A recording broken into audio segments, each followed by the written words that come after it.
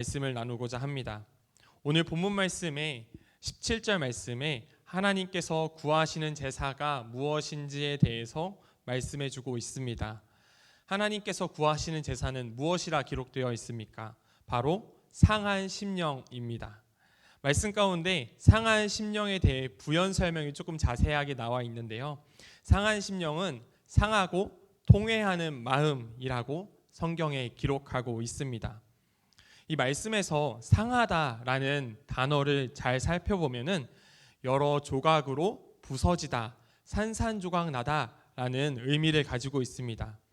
그러니까 하나님께서 구하시는 제사는 죄를 범하여서 마음이 굳어지고 마음이 단단해진 이 우리들의 마음이 깨지고 부서진 그 마음으로, 회개하는 마음으로 하나님께 예배를 드리는 그 제사를 하나님께서 구하시는다고 말씀하고 있는 것입니다. 그래서 오늘 본문 말씀의 시인은 이러한 표현을 통해서 자신의 범죄로 인해서 굳어지고 단단해져 버린 마음을 깨트리고 부숴버리고 회개의 고백을 하는 내용이 담겨져 있는 것입니다. 오늘은 특별히 하나님 앞에 죄를 범한 이스라엘의 두 사람의 왕을 통하여 상반된 반응을 통하여서 함께 은혜를 나누고자 합니다. 먼저 사무엘상 15장에 나오는 사울 왕에 대해서 이야기를 나누고자 합니다.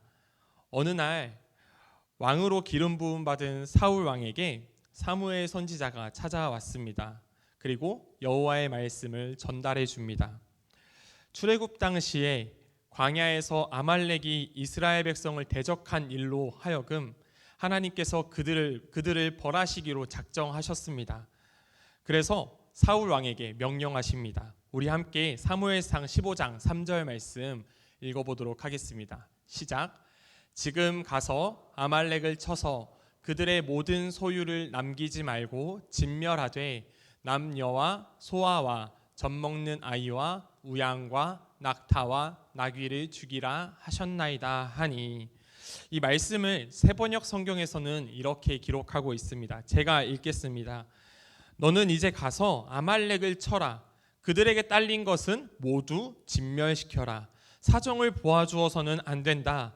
남자와 여자, 어린아이와 젖먹이, 소떼와 양떼, 낙타와 나귀 등 무엇이든 가릴 것 없이 죽이라 라고 기록하고 있습니다.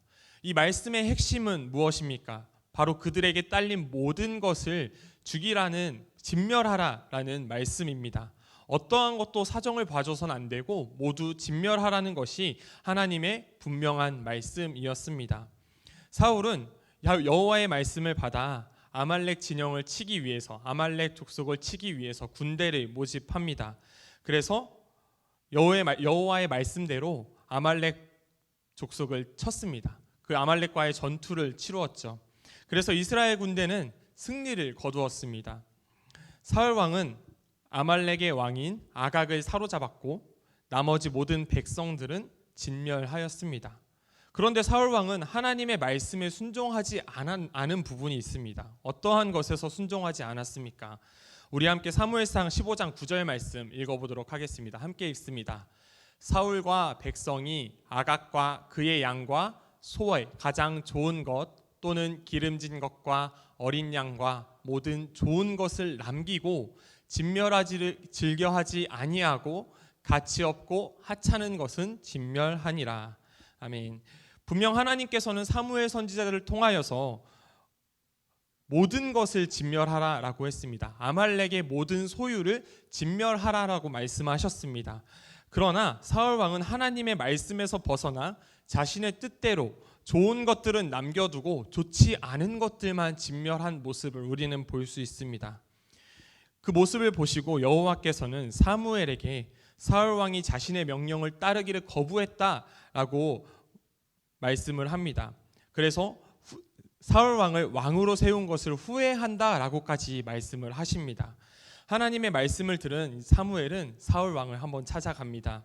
그런데 사무엘을 맞이한 사울 왕의 모습은 참 뻔뻔하게 그지없습니다. 사무엘상 15장 13절 말씀인데 제가 한번 읽어보겠습니다.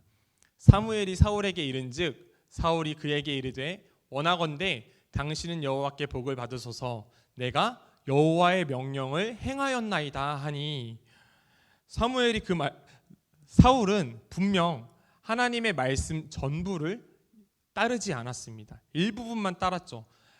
좋은 것은 남겨두고 좋지 않은 것들만 진멸하는 그러한 일부분만 따르는 모습을 우리는 볼 수 있습니다. 그래서 사무엘은 그 말을 듣고 사울 왕을 책망했습니다. 그러나 사무엘의 책망을 들은 사울 왕의 반응은 여전히 돌이킬 마음이 없어 보입니다. 오히려 자기는 하나님의 말씀에 순종하였고 좋은 것들로 하나님께 제사를 드리겠다라면서 자신의 의를 과시합니다. 그러자 우리가 너무나도 잘 아는 유명한 말씀이 나옵니다. 사무엘상 15장 22절 말씀입니다. 우리 함께 읽겠습니다. 시작. 사무엘이 이르되 여호와께서 번제와 다른 제사를 그의 목소리를 청종하는 것을 좋아하심같이 좋아하시겠나이까? 순종이 제사보다 낫고 듣는 것이 순양의 기름보다 나으니. 아멘.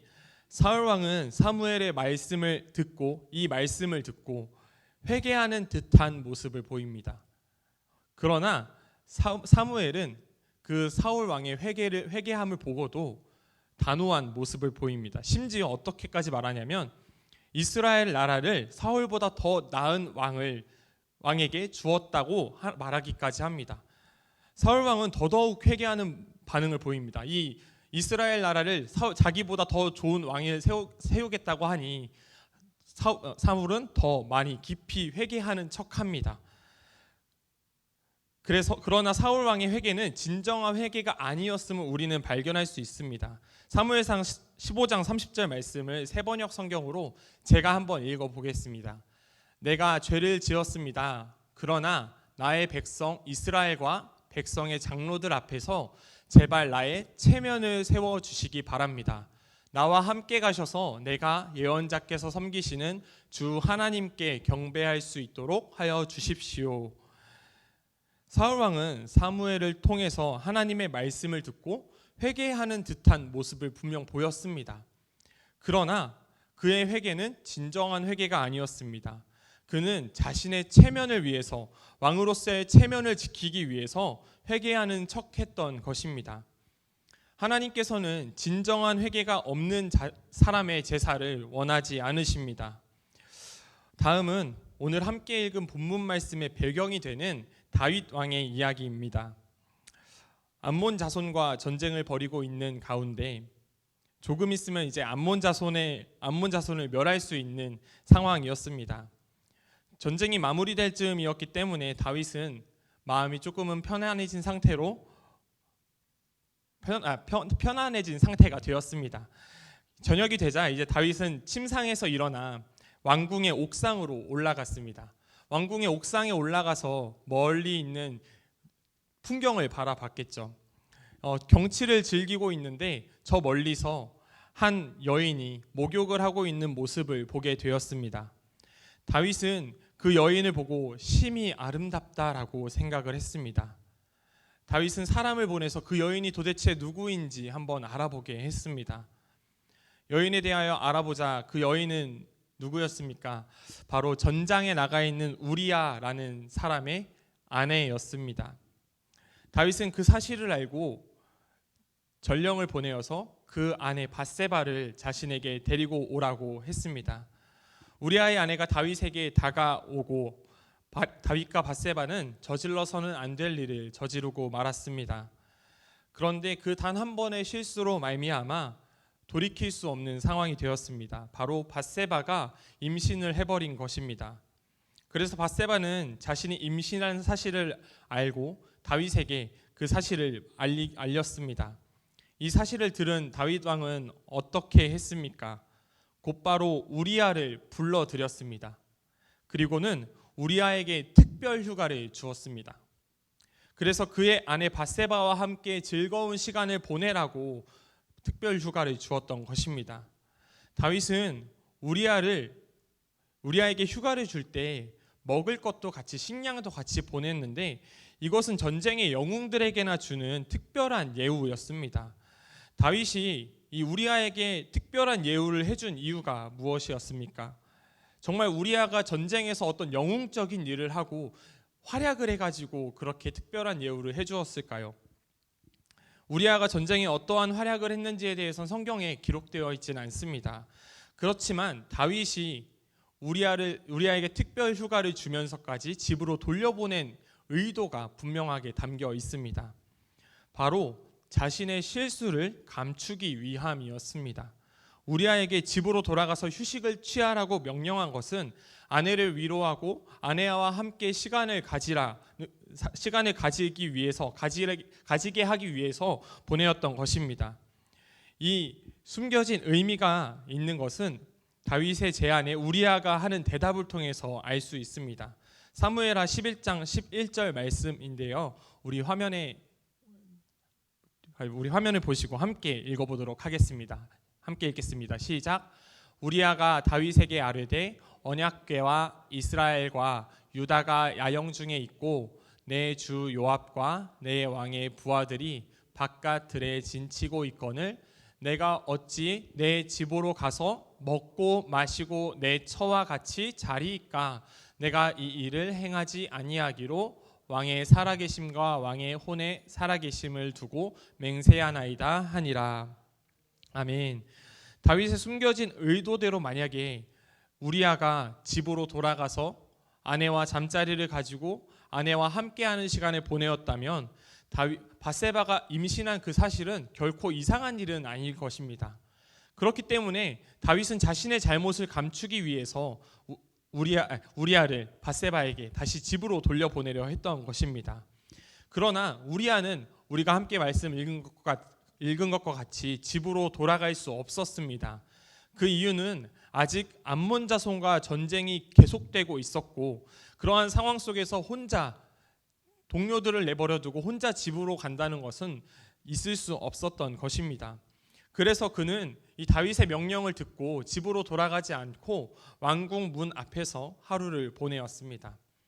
다윗이 이제 우리아가 집으로 돌아가지 않았다는 그 소식을 듣고는 다시 한번 우리아를 불러드립니다. 어떻게 해서든 집으로 돌려보내야겠다는 다윗의 생각이었던 것입니다. 그래서 다윗은 우리아에게 다른 방법을 씁니다. 바로 술에 취해서 집으로 돌려보내게 하려 했던 것입니다. 그래서 우리아에게 진수성찬을 차려주고 우리아와 함께 잔치를 벌입니다. 그래서 우리아는 분명 술에 취했고 그 술 취하기까지는 성공을 했습니다. 그런데 우리아는 또다시 집으로 가지 않고 그 자리에서 신하들과 함께 잠자리를 가졌습니다. 이제 다윗 왕은 어쩔 수 없이 마지막 수를 쓰게 되었습니다. 요압 장군에게 편지를 써서 우리아를 통해서 요압 장군에게 보내었습니다. 어떤 내용이 담겨 있었냐 하면 우리아를 맹렬한 싸움에 앞세워서 죽게 하라라는 내용이 담겨 있었습니다. 요압 장군은 다윗의 명령대로 우리아를 무리한 전투 가운데 보내서 죽게 만들었습니다. 그래서 결국 우리아는 전장에서 죽음을 맞이하게 됩니다. 우리아가 전사하자 우리아의 아내였던 밧세바는 굉장히 슬퍼하며 애도하는 시간을 가졌습니다. 우리아의 장례가 끝나자 다윗은 사람을 보내어서 밧세바를 자기 아내로 삼고 다윗이 범죄하여 생긴 아이가 태어나게 되었습니다. 그런데 이러한 모습을 하나님께서는 악하게 보셨습니다. 특별히 세번역 성경에서는 이 일에 대해서 주께서 보시기에 아주 악하였다라고 기록하고 있습니다. 그만큼 다윗이 행한 이 행동은 굉장히 주님께서 보시기에 악한 행동이었다는 것입니다. 그러나 다윗은 이 일에 대해서 다른 사람들에게 철저히 숨겼기 때문에 잘못되었다라는 생각을 하지 않고 있었던 것 같습니다. 그러나 하나님께서는 그런 자신의 잘못을 깨닫지 못하고 있는 다윗에게 나단 선지자를 보내서 잘못을 깨닫게 하셨습니다. 자신의 죄를 깨닫게 된 다윗은 곧바로 죄를 인정했습니다. 그리고는 주님 앞에 자신의 죄를 시인하였습니다. 우리 함께 사무엘하 12장 13절의 상반절 말씀인데요. 함께 읽도록 하겠습니다. 시작. 다윗이 나단에게 이르되 내가 여호와께 죄를 범하였노라. 아멘. 오늘 본문 말씀 시편 51편의 말씀 배경은 바로 다윗 왕이 나단 선지자를 통해 자신의 죄를 깨닫고 회개하며 짓게 된 시입니다. 다윗은 자신이 하나님 앞에 범죄하였다는 사실을 깨닫고 철저히 하나님 앞에 엎드렸습니다. 자신이 지은 죄에 대해서 어떠한 변명도 하지 않았습니다. 그저 주님 앞에 매달려서 자신의 죄를 지워달라고 간구합니다. 오늘 시편 51편 말씀을 다 읽진 않았지만 1절부터 말씀을 차근차근 읽어보면은 다윗이 얼마나 처절하게 하나님께 자신의 죄를 고백하고 뉘우치는지 우리는 알 수 있습니다. 그러자 하나님께서는 나단 선지자를 통하여 다윗의 죄를 사하셨다라는 말씀을 하셨습니다. 하나님께서는 다윗의 그 마음을 다한 회개를 들으셨던 것입니다. 우리가 살아가는 이 세상에서도 수많은 죄의 유혹이 있음을 우리는 경험합니다. 때로는 우리가 그 죄의 유혹에 넘어져서 범죄하기도 합니다. 하나님의 말씀에서 벗어나 살아가는 순간이 참 많은 것 같습니다. 더 나아가 우리의 마음이 하나님의 말씀으로부터 벗어나서 그게 그렇게 살아가다가 단단해져서 굳어져서 내가 지금 하나님의 말씀으로부터 벗어나 있는지조차 깨닫지 못하고 있을 때가 있는 것 같습니다. 그러나 오늘 말씀 가운데 하나님께서는 상하고 통회하는 자들의 제사를 구하셨습니다. 그 단단의 죄로 인해서 하나님의 말씀으로 벗어나는 그 일로 인해서 마음이 단단해지고 굳어진 그 마음이 깨어진 마음을 하나님께서는 구하고 계신 것입니다. 상한 심령으로 하나님 앞에 나아가는 사람들의 제사를 하나님께서는 받으십니다. 죄로 인해 마음이 무뎌져서 내가 죄 가운데 살아가고 있는지도 모르는 자들의 제사를 하나님께서는 원하지 않으십니다. 자신의 체면과 자신의 자존심 모두 하나님 앞에 내려놓고 자신의 죄를 진솔하게 하나님 앞에 구하며 회개하는 사람들의 제사를 하나님께서는 구하고 계신 것입니다. 사랑하는 성도님들, 오늘 이 시간 상한 심령으로 하나님 앞에 회개하는 마음으로 나아가기를 원합니다. 자신의 체면 때문에 하나님께 온전한 회개를 하지 못하는 사울의 모습을 반면교사 삼고 한참 잘 나가는 그 이스라엘 나라의 왕인 다윗이 하나님께 온전한 회개를 이루었던 것을 우리가 본받아서 기억하여서 하나님께 온전한 회개를 이루며 하나님께서 받으시는 예배를 드리는 우리가 되기를 원합니다. 상한 심령으로 회개하는 마음으로 하나님 앞에 나아가서 하나님께서 구하시는, 하나님께서 원하시는 그러한 예배를 드리는 우리 중곡교회 모든 성도님들이 되시기를 간절히 소원합니다. 기도하겠습니다.